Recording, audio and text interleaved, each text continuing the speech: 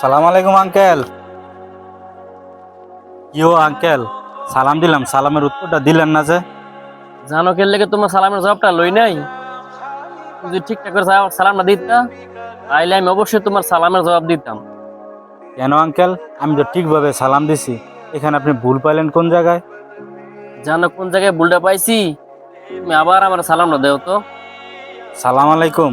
যে তুমি আমার সালামটা দিলা, এর অর্থ হলো তোমার উপর গজব নাজিল হোক। আর তুমি যদি সালামটা দিতে আসসালামু আলাইকুম ওয়া রাহমাতুল্লাহ, এর অর্থ হলো আপনার উপর শান্তি বর্ষিত হোক। যেহেতু তুমি আমার উপর গজব নাজিল করতে দোয়া করতেছো, সেই জায়গায় তোমার সালামের জবাবটা আমি কেমনে লই? তুমি কও। শোনো, যদি পারো মানুষকে শুদ্ধভাবে সালাম দিও। উল্টা পাল্টা ভাবে সালাম দিয়া মানুষকে দোয়ার জায়গায় বদ দোয়া করো না। ঠিক আছে আঙ্কেল, আমার ভুল হয়ে গেছে। এখন থেকে আমি সবাইকে সহি শুদ্ধভাবে সালাম দেওয়ার চেষ্টা করব। একটি পূর্ণ সালাম মানে একটি পূর্ণ দোয়া।